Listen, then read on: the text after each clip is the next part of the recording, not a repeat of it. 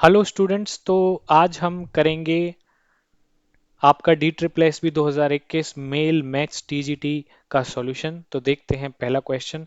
यहाँ पे आपको स्लोप ऑफ टेंजेंट लाइन निकालना है। देखो एक कोई कर्व है, इस कर्व पे अगर मैं कोई टेंजेंट ड्रॉ करता हूँ तो इस टेंजेंट पे जो इस टेंजेंट का जो स्लोप होगा वो हमें फाइंड आउट करना है। और स्लोप किसके इक्वल होता है? एम के।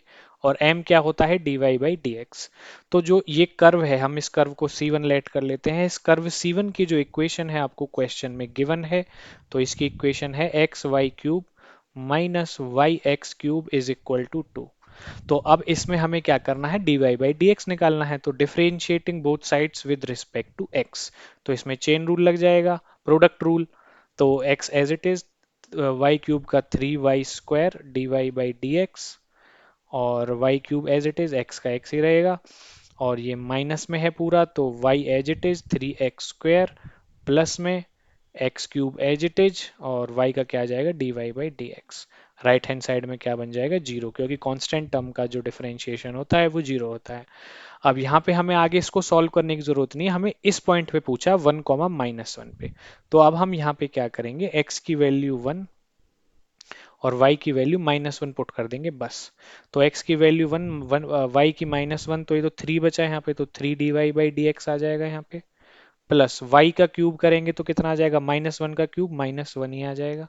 माइनस y -1, ये -3 यहाँ पे, x का ये d y by d x ही आएगा, इज इक्वल टू 0। ओके। अब देखो यहाँ पे हमें क्या करना है आगे चल के। माइनस जब अंदर जाएगा तो 3 dy/dx -1 plus 3 minus dy/dx is equal to 0। 3 dy/dx में से dy/dx माइनस होगा तो 2 dy/dx। ये प्लस माइनस करेंगे तो माइनस +2 आएगा, राइट हैंड साइड में जाके +2। ओके, ये हो जाएगा आपका माइनस का। और dy/dx इतना आ जाएगा हमारे यहाँ से -2/2, मतलब -1 आपका आंसर आ जाएगा। Okay, -1 answer. चलते हैं नेक्स्ट क्वेश्चन पर। Divergence and curl of a vector are. देखो डाइवर्जेंस और कर्ल दो चीजों की बात कर रहा है। डाइवर्जेंस कब बनता है? डाइवर्जेंस और कर्ल, डाइवर्जेंस बनता कब है? डाइवर्जेंस जब बनता है हमारा, जब हमारे पास वेक्टर की वेक्टर के साथ डॉट प्रोडक्ट होता है, डॉट प्रोडक्ट। कर्ल कब बनता है? जब हमारे पास वेक्टर का वेक्टर के साथ क्रॉस प्रोडक्ट होता है, क्रॉस प्रोडक्ट होता है, तब उसको हम क्या बोलते हैं? कर्ल। अब देखो ध्यान से, हमें इसमें एक चीज समझनी है कि divergence and curl of a vector field, divergence क्या होगा और कर्ल क्या होगा। तो कर्ल कैसी क्वांटिटी होती है हमारी? देखो वेक्टर की वेक्टर से आप क्रॉस ले रहे हो तो क्या बनेगा? वेक्टर ही तो बनेगा। वेक्टर की वेक्टर से आप क्रॉस करोगे तो क्या बनेगा? वेक्टर ही तो बनेगा। और डाइवर्जेंस में क्या होता है? डाइवर्जेंस में बनता है वेक्टर के साथ डॉट प्रोडक्ट, जो कि स्केलर क्वांटिटी आती है। तो डाइवर्जेंस से आपकी स्केलर क्वांटिटी आएगी और कर्ल से आपकी वेक्टर क्वांटिटी आएगी। तो स्केलर और वेक्टर, ऑप्शन नंबर डी आपका इसमें आंसर हो जाएगा। ठीक है, चलते हैं नेक्स्ट क्वेश्चन पर। What is the slope of the tangent to the curve. इसमें भी dy बाई डी एक्स निकालना है।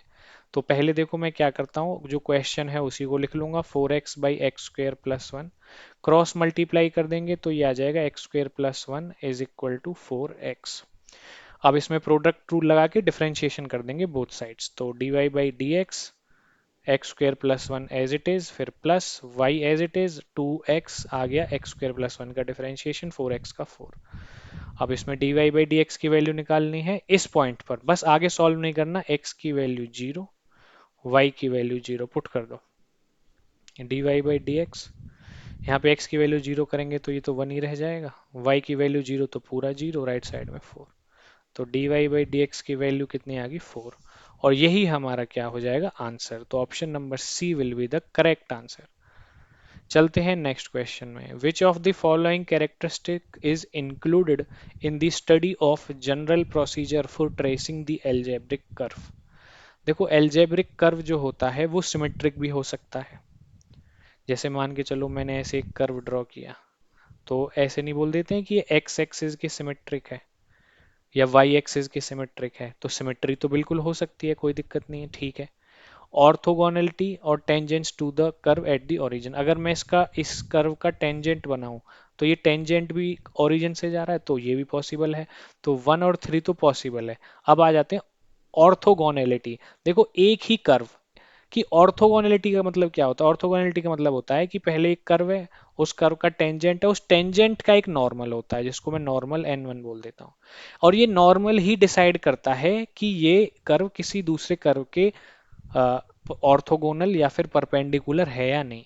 मतलब ऑर्थोगोनैलिटी जो हम डिसाइड करेंगे वो डिसाइड करते हैं two normals of two curves. Two normals of two curves ये डिसाइड करते हैं, ठीक है ना। तो ऑर्थोगोनैलिटी हमारी क्या हो गई? टू कर्व से रिलेटेड होगी। एक ही कर्व में दो नॉर्मल नहीं हो सकते, और हमें तो कम से कम दो नॉर्मल चाहिए ऑर्थोगोनैलिटी शो करने के लिए। तो एक ही कर्व अपने आप के लिए ऑर्थोगोनल नहीं हो सकता, तो सेकंड पॉसिबल नहीं है।